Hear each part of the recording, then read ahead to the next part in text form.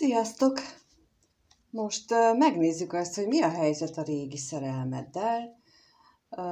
Lehet ő olyan szerelmed, akivel volt közös életetek, hosszabb, rövidebb ideig, de lehet olyan is, akivel csak próbálkoztatok még, de még nincsen, nem is jött össze teljesen a közös élet, és már vége lett, de bármilyen régi szerelmedre vonatkozhat ez a dolog, ez a kirakás. Úgyhogy lássuk is, megnézzük először, hogy mi van vele. Mi van most ő vele, azzal a személlyel, akire te gondolsz, aki régen a szívedben volt, és valamilyen szinten még ma is gondolsz rá. Lássuk, hogy ő vele most mi a helyzet. Mit lehet róla tudni?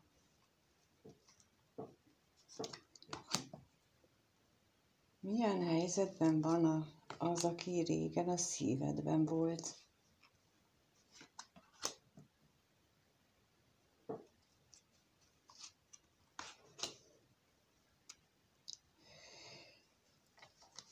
Kijött rá a kevés pénz, a féltékenység, az ajándék, a ház és a hamisság lapja, és ez nekem eléggé azt mondja, hogy ő beleragadt valamilyen múltbeli ábrándjába. Talán inkább így mondanám. Úgy érzem, hogy ő kevés, tehát ő most olyan helyzetben van, amiben mindent olyan szegényesnek él meg, tehát kevés neki az öröm az életében, kevés a pénz az életében, tele van félelmekkel, egyes esetekben féltékenységgel, és a vagyonba, a gazdagságba vetett hite azért kezd egy kicsit megkopni. Kezdi úgy érezni, hogy ez csalóka ábránd volt részéről, és ha ő például egy olyan ember, akinek nagyon fontos volt az, hogy jólétben éljen, hogy viszonylagosan bőséget tudjon teremteni magának és a családjának, akkor kezd rájönni arra, hogy ez ábránd. Illetve egyrészt az, hogy ábránd, másrészt az, hogy nem biztos, hogy ez a legfontosabb dolog. Tehát kezdenek kiderülni olyan téveszmék, amiket ő magában hordozott, de mindjárt rákérdezünk ezekre, hogy mit jelentenek. Szóval megkérdezzük először, hogy mit jelent itt a kevés pénz. Mi az, amit ő konkrétan kevésnek él meg, vagy miért érzi ő ezt, hogy kevés?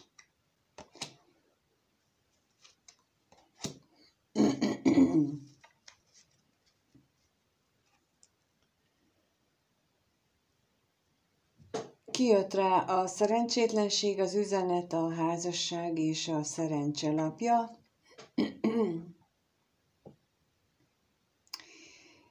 Ő lehetséges, hogy a jelenlegi kapcsolatában, ha van neki jelenleg kapcsolata, akkor ott elég parázsviták, vagy elég fordulatos beszélgetések vannak, de ezek a beszélgetések neki bár látszólag jók, de ezt ő neki ez kevés, ezt ő nem úgy éli meg, hogy ez valóban szerencsés lenne. Ez ilyen ellentmondásnak tűnik, de tehát van nagyon sok beszélgetés, és úgy is tűnik, hogy beszélgetnek, de valójában ez így neki kevés. Tehát a minőség, a beszélgetés minősége maga az, amivel ő elégedetlen, és nem a mennyiségével, már pedig itt arról beszélnek a lapok, hogy eléggé a mennyiség van itt jelen.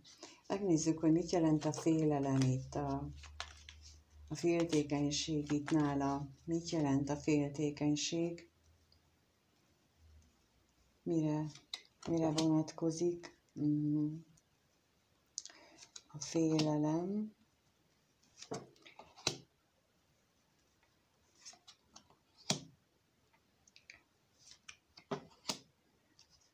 Kijött rá a bosszúság, a tolvaj, a katonatiszt, az özvegyember és a lelkész. Igen, tehát amit az előbb is mondtam, hogy lehet, hogy vannak beszélgetések a kapcsolatában, lehet, hogy sok mindent úgy él meg, hogy az jól alakulnak ott a dolgok, meg szerencsés azért, hogy van tulajdonképpen, de legmélyén, a lelke legmélyén ő nagyon magányos, nagyon üresnek éli meg az életet, és tulajdonképpen ezek a beszélgetések, amit az előbb mondtam, azok lehetnek viták is. Mint ahogy az előbb mondtam, hogy parázs beszélgetések vannak, hát parázs viták is lehetnek. Például munka miatt, vagy a munka hiánya miatt. Lehet olyan helyzet, és olyan félelmek benne, hogy mondjuk, ha nincs megfelelő munkája, vagy nem olyan munkája van, amit szeretne, vagy nem elegendő a munkája, akkor emiatt vannak benne nagy félelmek, és emiatt lehetnek otthon például parázsviták is, hogy ha ő nem tudja azt szolgáltatni, amit hát szeretne, vagy amit elvárnak tőle. Lássuk, mit jelent itt a hamisság lapja. Mire vonatkozik itt a hamisság az ő helyzetében? Az, hogy állandósult a szomorúság, mert kijött rá a szomorúság és az állandóság. Tehát, hogy amit mondtam, hogy kezd benne átalakulni ez a kép az önmagával, a családjával, az ő helyzetével kapcsolatos gondolatok, hitrendszerek, ez kezd a régi megrepedezni, és ez nagy szomorúsággal tölti el. Tehát ahogy ébred rá arra, hogy ő milyen tévesztelméket dédelgetett eddig, hogy milyen tévúton járt, ez végtelenül elszomorítja őt. Jó, lássuk most, hogy neki milyen gondolatok foglalkoztatják őt mostanában. Milyen gondolatok foglalkoztatják őt mostanában? Mik azok a gondolatok, úgy általában véve milyen gondolatok kötik le az ő elméjét? Mik azok a gondolatok, ami az ő elméjét mostanában lekötik? Milyen gondolatokkal? Hoppá!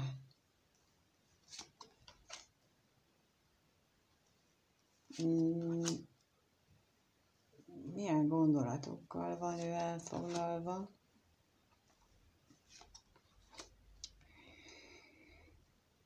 Hát kijött a szerelem, a hűség, a vágy, a szerencsétlenség és az örvendezés lapja, és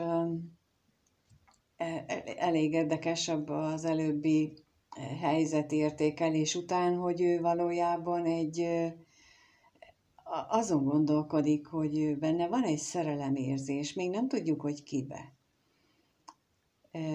De van benne egy nagyon erős, nagyon kitartó szerelemérzés, és egy nagyon-nagyon erős fizikai vágyakozás valaki után. Itt most bátran kijelenthetem azt, hogy valaki után, hiszen a szerelemérzésehez kapcsolódhat, vagy kapcsolódik, és mindjárt a szerencsétlenség lapja követi, ami jelen esetben fokozza a vágyakozásnak a lapját, tehát hogy itt nagyon mély, egy nagyon intenzív vágy van benne, és nagyon szeretné ezt megélni. Tulajdonképpen az örvendezés lapjait azt jelenti, hogy ő nagyon nem csak vágyakozik, de ő fizikailag meg szeretné élni, ha értitek, mire gondolok. Tehát, hogy ő ennek utat szeretne adni. De lássuk itt, hogy mit tudunk meg a szerelem lapjáról. Megtudhatjuk-e, hogy ki az, akivel kapcsolatban ő ezt a mélységes nagy szeretetet érzi. Megtudhatunk-e erről, vagy gondolja. Hopp, és ő ki, és ő ki.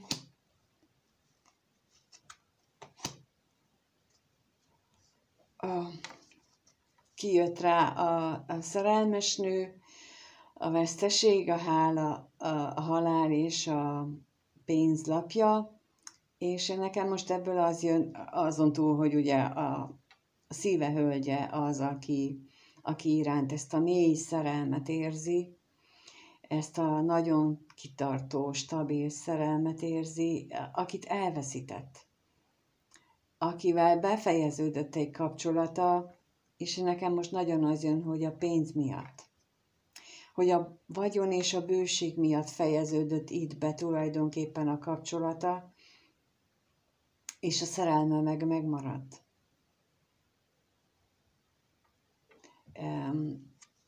Megnézzük azt, hogy mit jelent itt a vágyakozás az ő gondolataiban. Mi az a vágyakozás a gondolataiban? Mi a vágyakozás a gondolataiban?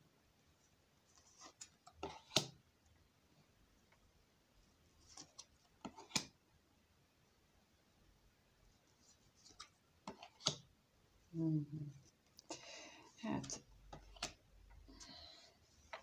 kijött a házasság lapja, a ház, a kevés pénz, a hamisság, a bosszúság és az üzenetlapja,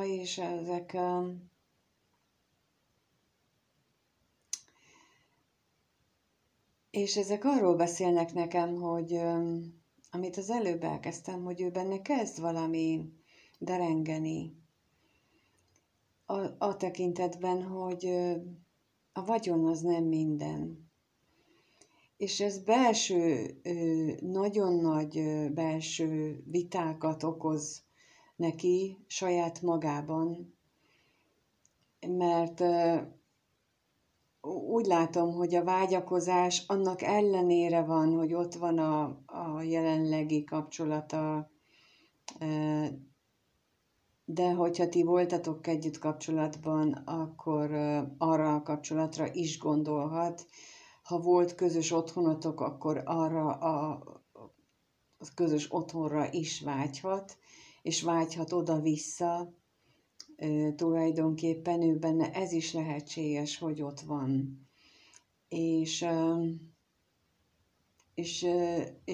annak a hiánya, illetve ha a jelenlegire gondol, akkor ott is hiányállapotot él meg, tehát hogy hiába van ott fizikailag a környezetében, nem elég. Nem adja meg neki az elégedettség, az öröm érzését, mint látjuk, még csak a felszínes örömöket sem, hiszen arra vágyik a gondolataiban, arra gondol, hogy de jó lenne, ha megélhetné, de jó lenne, ha szerelmes nővel ő együtt lehetne, de jó lenne, ha újra átélhetnék azt, amit korábban. És még amit gondolhat azt, hogy de kár, hogy ahol most vagyok, ott ezt nem tapasztalom meg, de kár, hogy így alakult az élet. És ehhez én hozzáteszem, hogy az élet az úgy alakul, ahogy alakítjuk, csak ehhez egy bizonyos tudatossági szint kell, hogy ezt belássuk, hogy a döntéseinket mi hozzuk meg.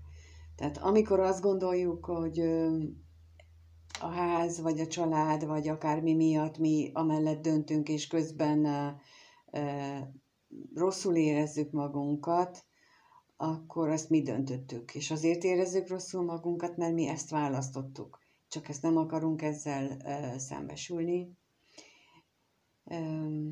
És ő azt hiszem ebben az állapotban van még, hogy még nem akar szembesülni, bár a hamisság lapjával, ugye az előbb is, meg itt is az jött ki, hogy azért ő nála kezd repedezni ennek a légballonnak a fala. Jó. Akkor megnézzük, hogy te vagy-e az, aki az ő szíve hölgye. Természetesen, hogyha te férfi néző vagy, akkor kérlek cseréld meg, akkor itt nőről van szó, és akkor a szerelmes nő helyett pedig saját magadat, vagy hát azt képzeld oda, kérlek szépen, és lássuk akkor, hogy ő hogyan viszonyul hozzád, mit gondol ő te rólad, mit gondol ő most veled kapcsolatosan, az a valaki, aki régen az életed része volt, és szeretted. Valamilyen módon az életed része volt, és te szeretted. Ő mit gondol rólad most? Mit gondol ő most rólad? Mit gondol ő most rólad?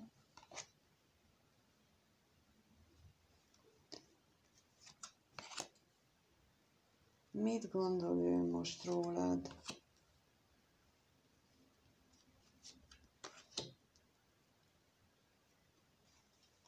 Kijött rá az örvendezés, a gyermek, a szerencse, a féltékenység és az állandóság lapja, és ebből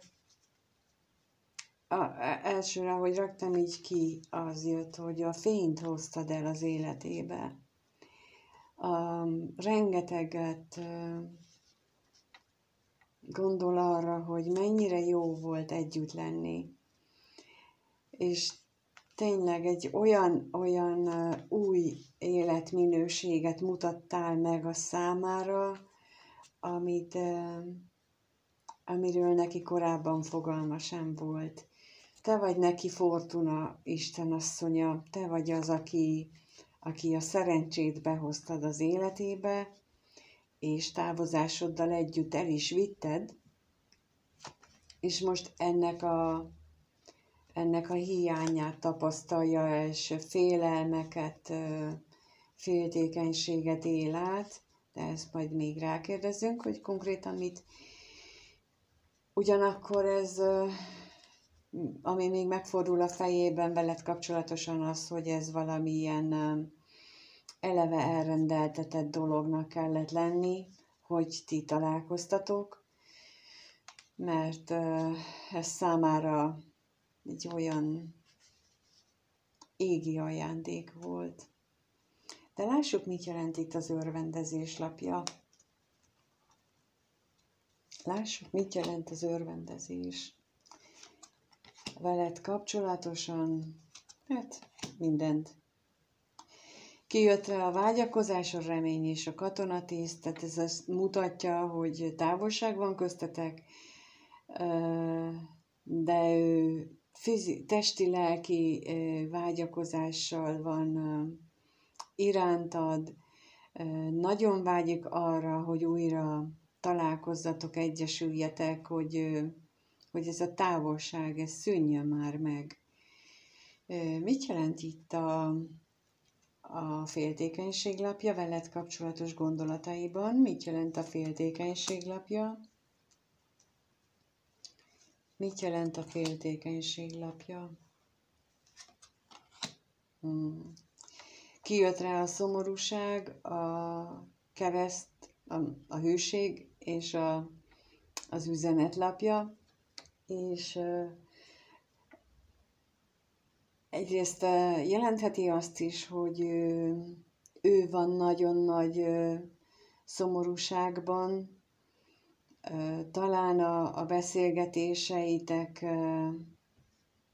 miatt, amiről korábban beszéltetek, vagy a beszélgetések hiánya miatt, vagy a másik lehetőség egyes esetekben pedig az, hogy attól tart, az a félelem van benne, hogy te zuhantál egy kitartó szomorúságba attól, hogy ő nincs az életedben már, és például tapasztalhatja ezt azokból, hogyha te időnként ráírsz, ha időnként megcsörgeted, vagy időnként keresed, hogy ő gondolhatja ezt is, hogy te nagyon szomorú vagy miatta, hogy ő nincs az életedben, és ezt ő így gondolja, hogy te ezért keresed őt, mert te szomorú vagy, és te visszacsinálnál a dolgokat. És sok esetben azt hiszem, ez lehetséges is, hogy ez valóban így van. Jó, akkor megnézzük azt is, hogy mit érez irántad. Mit érez ő irántad jelenleg? Mi az, amit ő irántad érez? Mi az, amit ő irántad érez? Mi az, amit ő, a szeretett személyed, akit valaha szerettél, ő mit érez most irántad? Milyen érzések vannak benne irányodba? Milyen érzések vannak benne veled kapcsolatban?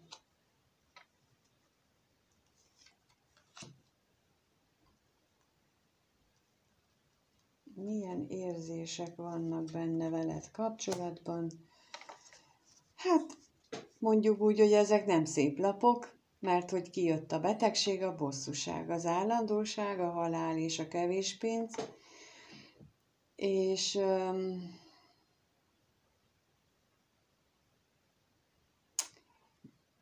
ez azt jelenti, azt jelenteti az ő érzéseiben, hogy már betegesnek tartja azt, hogy ő milyen sokat gondol rád, és ez, mert hogy állandóan gondol rád, állandóan vívódik magában, küzd magában veled kapcsolatosan, és hogy az elválásotokkal ő neki olyan minden szegény lett, minden üres lett nélküled. Tehát ő benne ilyen érzések vannak, hogy tehát gyakorlatilag olyan, mint hogyha nélküled nincs értelme így az egész életnek.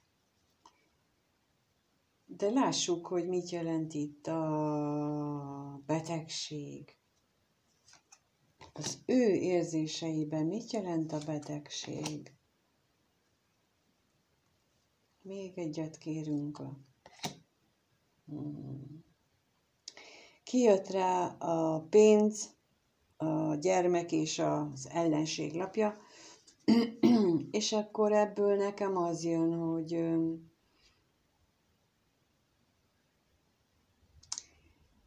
hogy ő valószínűleg az miatt is érzi ilyen betegesnek ezt az egészet, mert hogy ellentmondást érez magában a vagyonnal, a gyermekkel, ezekkel kapcsolatosan, vagy ha vannak gyermekek, és azoknak hatása volt abban, hogy ti külön váltatok, akkor itt arra is gondolhat, hogy nagyon erős hatása volt ezeknek a gyerekeknek a ti szétválásotokban, és ezen ő rengeteget morfondíroz, hogy jogos volt-e, érdemes volt-e ezt így ilyen mélységig figyelembe venni, érdemes-e erre ennyire hallgatni. Tehát most azon agyal az érzéseiben is, azon gondolkodik az érzéseiben is, hogy mennyire volt ez jó ötlet, hogy ő ennyire foglalkozott a gyerekek véleményével. Ahol pedig nem a gyerekekről van szó,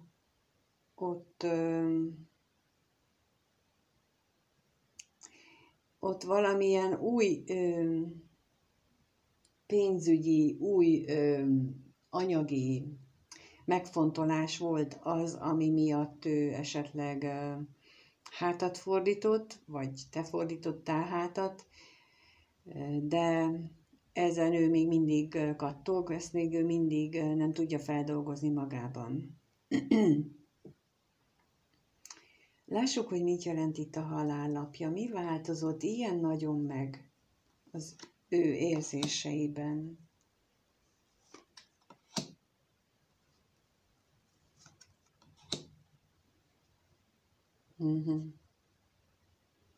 Aminek a hiányát nagyon érzi, erre kijött a hűség, a szerelmes nő és a szerelem lapja, és én nekem ebből az jön, hogy veled kapcsolatos érzéseiben ő rájött arra, hogy milyen mélyen, ugye már az előbb is kijött a gondolatoknál, hogy milyen mélyen érzi ezt a szerelmet irántad. Nagyon, nagyon intenzíven éli meg. Bocsánat, most megint olyan, mintha átélném az ő fájdalmát, vagy a hiányát tulajdonképpen ennek az érzésnek, és nagyon alig tudok beszélni. Olyan nagyon intenzív ez most.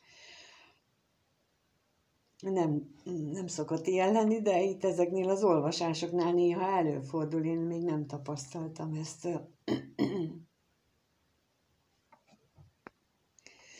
Jó, szóval ő nagyon mélyen érzi a hiányodat, és nagyon bánkódik emiatt, de egyenlőre csak ennyit látunk. Viszont akkor így most megkérdezzük azt, hogy ő mit szeretne tőled?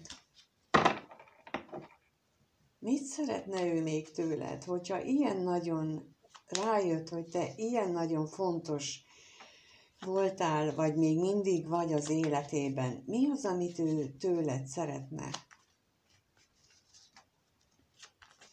Mit szeretne ő még tőled? Mire vágyik veled kapcsolatosan? Ugye gondolataiban is kijött a testi-lelki vágy, de valójában azon túl mit szeretne úgy fizikailag tőled? Hogyan szeretné esetleg ezen változtatni a jelenlegi helyzeten veled kapcsolatosan? Hát, mit szeretne tőled? Nagyon nagy szerelmet szeretne tőled. Mit szeretne tőled?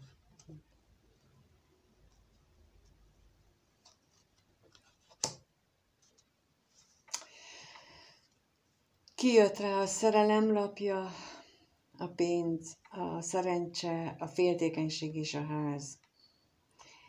Csodálatos első 3 lap, és szörnyű a második 2, mert azt mondják ezek a lapok számomra, hogy minden módon szeretne téged, beszeretne kapni, falni. Tehát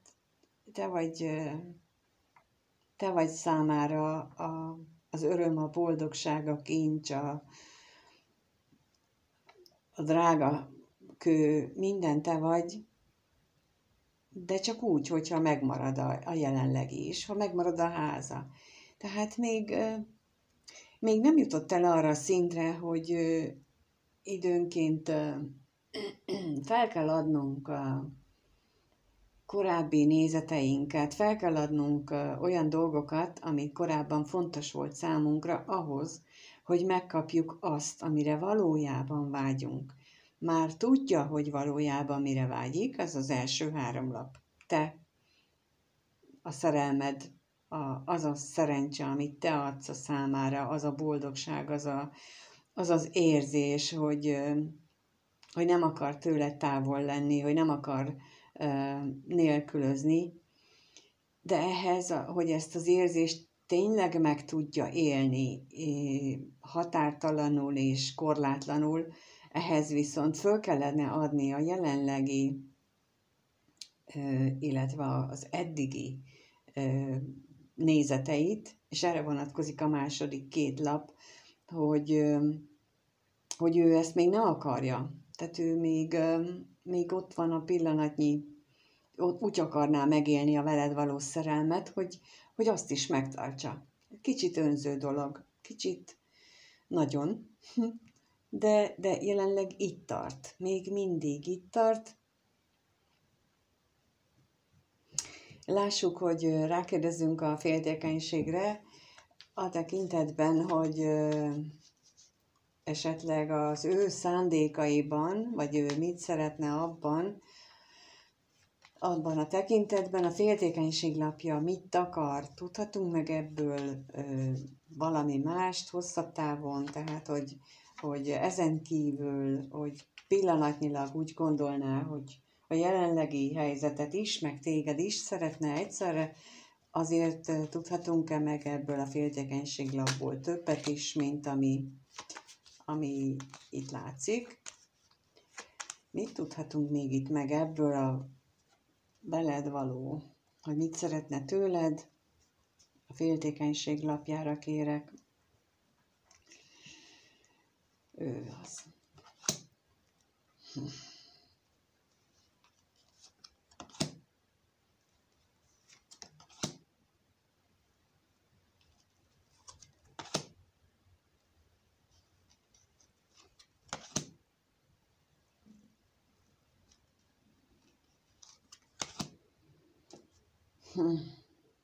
Kijött rá a szerelmes nő, a lelkész, az ajándék, a bíró, a halál és a váratlan öröm.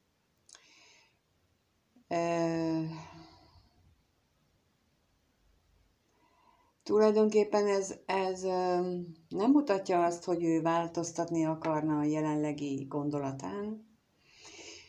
Sokkal inkább azt mutatja, hogy ez a félelem inkább a lemondást mutatja, hogy milyen mély lelki szerelmet él meg veled kapcsolatosan, viszont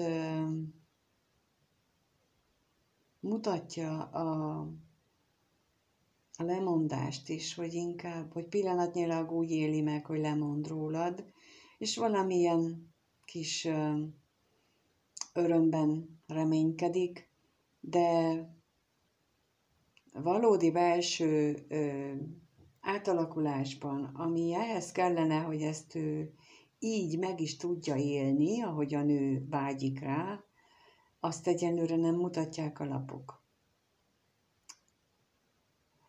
Egyes esetekben lehetséges, hogy valamilyen változás történik, de többnyire azt mutatják a lapok, hogy nem fog ő jelentős mértékben jelenleg, és hangsúlyozom, hogy jelenleg, mert ezek nem egy életre szóló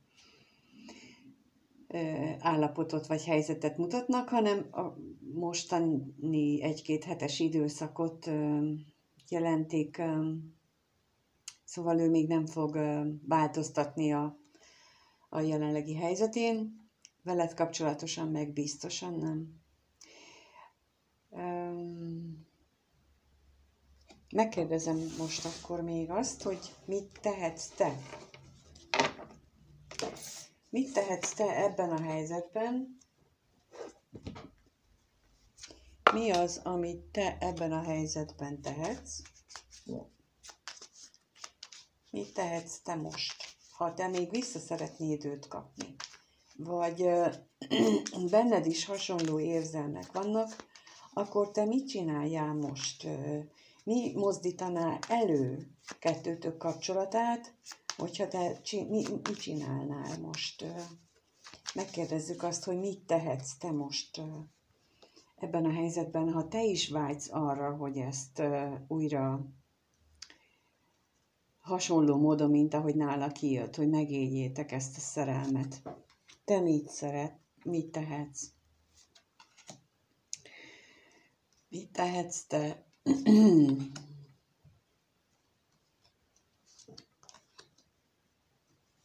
Mit tehetsz te ebben a helyzetben? Kijött rá ugye a gólya, a szerelem, a horgony, a torony és a csillaglapja, ami ugye az első két lap, a gólya és a szerelem az ugyanaz körülbelül, mint ami nála is kijött, hogy te is egy új szerelmes, új ciklus szeretnél vele, és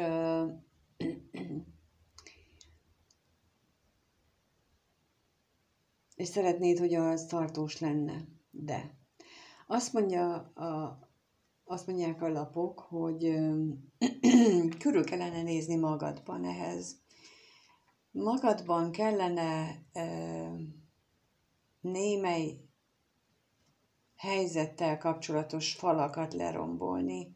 Magadban kellene megvizsgálni, hogy valójában te mit akarsz ettől a kapcsolattól.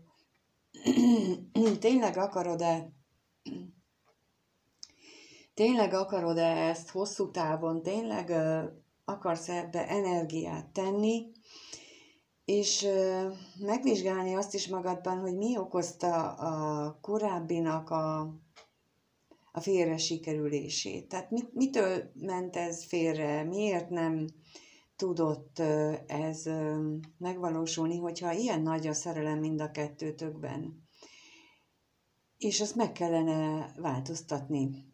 Ugye a csillaglapjával a gyógyítást jelenti, hogy ez nem egy nap alatt megvalósuló változtatást igényel, ez egy lassú, sziszifuszi belső munkát igényel, és hogyha ehhez hozzákezdesz, akkor, és nektek tényleg együtt van dolgotok, akkor ez meghozza számotokra a kedvező fordulatot mindenképpen.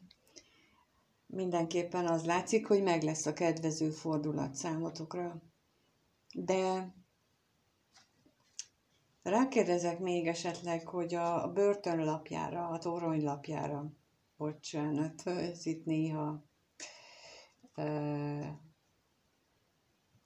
ugyanazt jelenti, és valószínűleg nem véletlenül mondtam ezt, hogy börtönlapja.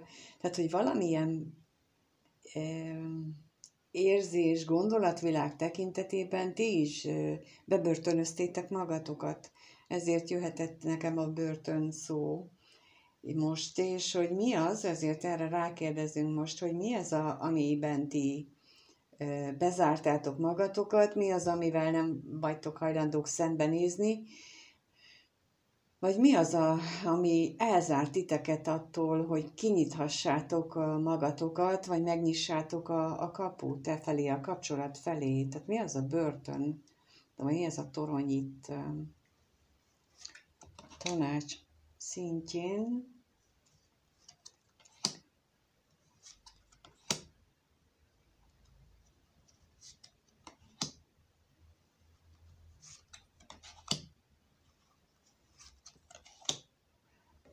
Kijött rá elfelejtettem, a koporsó. Kijött rá a koporsó, a gyermek, a hegy, a hajó, a kasza és a naplapja. És hát közben, ahogy raktam ki, már jöttek a gondolatok, az információk, hogy amikor a koporsót raktam ki, akkor az jött rögtön, hogy le kell zárni dolgokat, múltbeli dolgokat, és aztán ugye a gyermeklapjával kijött, hogy valószínűleg ez egy gyermekkorhoz visszavezethető gátló gondolatok, gátló érzések, amelyek a felnőtté válása során sem rendeződtek bennetek, továbbra is azokat a tévhiteket, azokat a gondolatokat őrzitek magatokban, amit gyerekként ötöltetek, vagy ahogy ti gyerekként láttátok, és ezeket kellene lezárni, ezeket kellene elvágni, ezeket a szálakat, és átalakítani, és akkor már kisüthetne a nap, akkor már a csillagos ég helyett is a fényes, napsütéses időszak következhetne el. Eric Bernének, ő egy amerikai pszichiáter volt, neki van egy olyan elgondolása, és aztán később egy csomó pszichológiai értelmezés ebből indult ki, hogy gyermekkorunkban megírjuk az életünk sorskönyvét, körülbelül az 5-6 éves korunkig, és ezeket az elgondolásokat, amiket ott gyermekkorban megírtuk, ha később nem módosítjuk, akkor abból lesznek ezek a kapcsolati problémák, illetve életünk szinte összes problémája. Mert hogy képzeljük el, hogy olyan a létezésünk, mint hogyha egy 3 éves gyerek mondaná meg minden nap azt, hogy mit tegyünk mi felnőtt emberként. És ha belegondolunk ebbe, akkor bizony vannak olyan szituációk, amiben ráismerünk arra, hogy tényleg egy 3 éves gyerek irányít bennünket. Úgyhogy erre vonatkozik itt a tanács, hogy derítsük fel magunkban ezeket a dolgokat. Hogy mi az, ami még a múltunkból itt van, mi az, ami megakadályoz bennünket abban, hogy kinyissuk ennek a toronynak az ajtaját, és gyógyítsuk meg ezeket, hogy végre kisüthessen ránk a nap,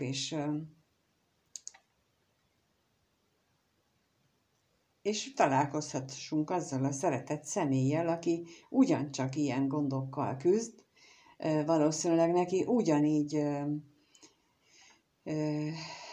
korábbi életszakaszából vannak ezek a gátak, ami megakadályozza abban, hogy meghozza a megfelelő döntéseket. Nagyon köszönöm, hogyha itt voltatok, megnéztétek, lájkoltok, feliratkoztok, és köszönöm, hogyha megírjátok azt, hogy mit gondoltok, hogy gondoljátok, mit szeretnétek. Ebben a feltárásban, ezekben a gátló dolgoknak a feltárásában segítséget szeretnétek, akkor abban is tudok vagy én segíteni, vagy tudok mondani azt, akihez lehet ilyen téren fordulni. Sok kollégám van, aki különböző válfaját viszi ennek a témának, mert hogy nagyon sok szempontból lehet ezt megközelíteni, és mivel mindenki más, ezért van ennyi válfaja, de hogyha tudok segíteni, akkor keressetek, és akkor elmondom, hogy hogyan és mit lehet csinálni. Úgyhogy köszönöm, és mindenkinek minden jót kívánok, és kívánom, hogy a lehető legjobban alakuljanak a dolgaitok. Sziasztok!